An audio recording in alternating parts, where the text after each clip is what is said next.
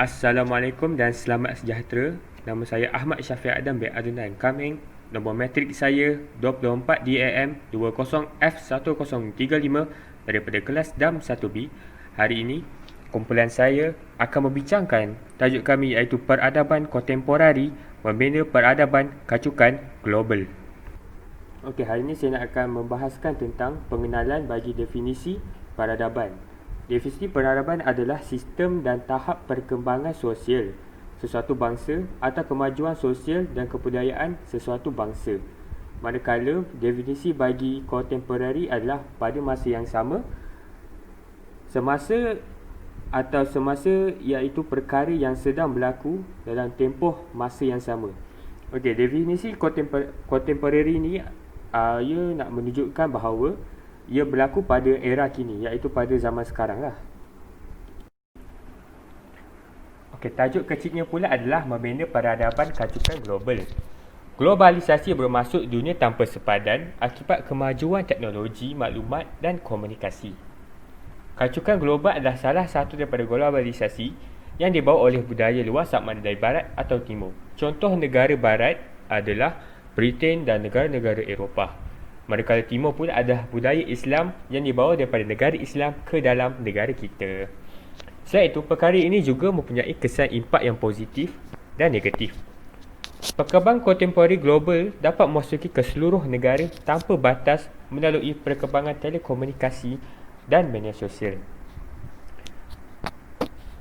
Seperti yang kita tahu, perkembangan telekomunikasi pada zaman sekarang ini adalah sangat maju, di mana sesuatu maklumat dapat disebarkan dengan sangat cepat. Lebih-lebih lagi pada zaman kini yang mempunyai media sosial.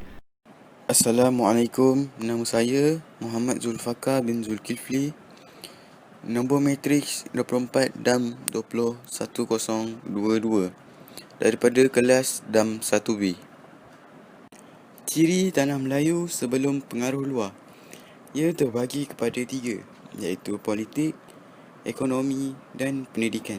Politik terbagi kepada 3. Yang pertama sekali ialah pemerintahan feudal.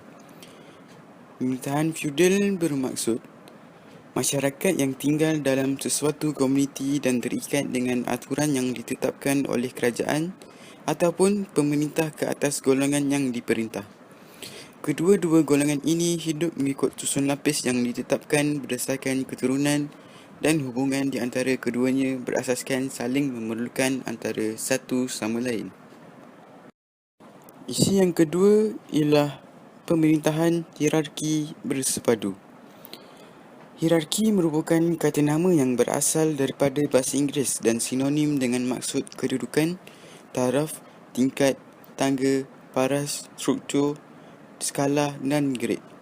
Menurut Kamus Dewan edisi keempat, hierarki bermaksud susunan atau kedudukan tinggi rendah dalam organisasi, masyarakat dan sebagainya, berdasarkan taraf atau kekuasaan.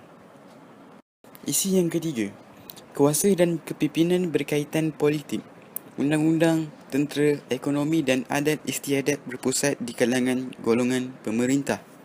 Seterusnya dari segi ekonomi, juga terbagi kepada 3. Yang pertama ialah ekonomi sara diri. Apakah maksud ekonomi sara diri? Ekonomi sara diri merujuk kepada aktiviti ekonomi untuk keperluan sendiri. Aktiviti ekonominya dijalankan secara kecil-kecilan dan tidak dijalankan secara komersial. Jika ada lebihan, akan disimpan untuk kegunaan sendiri. Contoh kegiatan ekonomi sara diri masyarakat Melayu ialah seperti melombong, bercucuk tanam, iaitu menanam padi, ubi, pisang dan kelapa. Selain itu ialah memungut hasil hutan, menternak binatang dan menangkap ikan secara kecil-kecilan. Isi yang seterusnya ialah pada waktu itu, kehidupan orang Melayu masih mundur dan tradisional. Isi yang ketiga dan yang terakhir iaitu pada zaman Kesultanan Melayu Melaka melakukan kegiatan perdagangan. Ini bermakna pada ketika itu orang Melayu melakukan kegiatan perdagangan ini sebagai sumber ekonomi yang utama. Ciri tanah Melayu sebelum pengaruh luar yang terakhir iaitu pendidikan. Ia terbahagi kepada 3. Pertama sekali, orang Melayu dan Cina mula kuat semangat nasionalisme. Tetapi orang India masih mahu kekal bermustatim di Malaya. Yang seterusnya, sistem pendidikan di waktu ini adalah warisan budaya daripada pendidikan zaman pemerintahan Inggeris. Akhir sekali, atas desakan dan kesedaran orang Melayu untuk memperluaskan peluang pendidikan untuk kanak-kanak Melayu, supaya kanak-kanak Melayu tidak tersisih daripada pembelajaran. Assalamualaikum warahmatullahi wabarakatuh. Nama saya Muhammad Zaid. Nombor metrik 24 DAM 20F 1056. Hari ini saya akan membentangkan tajuk yang pertama, iaitu peradaban semasa global yang membawa impak positif. Yang pertama ialah memperkenalkan teknologi baru, komunikasi dan maklumat. Kesannya ialah peluang yang lebih luas untuk mendapatkan maklumat dan penyebaran ilmu pengetahuan berkat teknologi baru. Contohnya telefon dan internet. Yang kedua ialah peranan pelaburan asing. Kesannya dapat mewujudkan pekerjaan dan mengurangkan kemiskinan di sebilangan negara. Yang ketiga ialah penonjolan hak asasi manusia. Penonjolan hak asasi kaum wanita. Kesannya ialah kaum wanita tidak lagi dipandang rendah. Yang ketiga ialah komunikasi yang lebuh dan juga murah.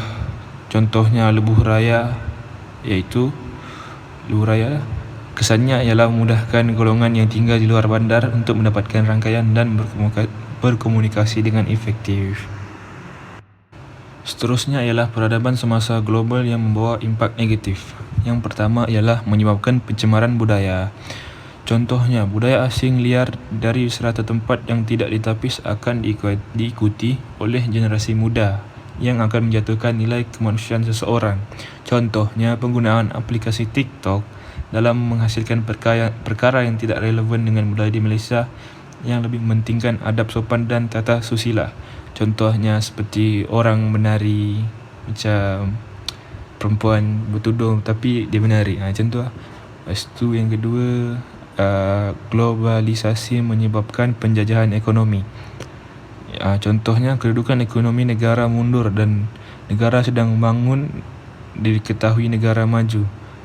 Yang kedua ialah negara maju dapat memanipulasi ekonomi negara-negara lain demi kepentingannya. Contohnya yang kita lihat sekarang ialah China dengan Amerika Syarikat kan.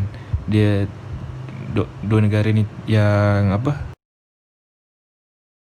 Assalamualaikum warahmatullahi wabarakatuh. Nama saya Muhammad Daniel Amin bin Muhammad Nazri. Nombor matriks 24 DAM 20F 1059 dari kelas DAM 1B. Saya akan membincangkan tentang kepentingan peradaban global kepada Malaysia. Pertama, mewujudkan kesedaran, kesatuan dan kejujuran bersama masyarakat Malaysia. Kedua, mewujudkan hubungan baik antara kaum. Ketiga, berfikir secara bijak untuk mengekalkan kejadian yang tidak diingini. Kesimpulannya adalah, pertama, cabaran globalisasinya terhadap ekonomi, budaya, teknologi dan politik adalah luas dan mempunyai kesan positif dan negatif. Kedua, penerimaan terhadap perubahan haruslah difikirkan dan diterima secara positif dan membina untuk kemajuan diri, keluarga, agama, bangsa dan negara. Tiga, kebaikannya perlu dimakmurkan dan dimanfaatkan oleh semua rakyat. Keburukannya perlu dihindari dan diatasi sebaik mungkin.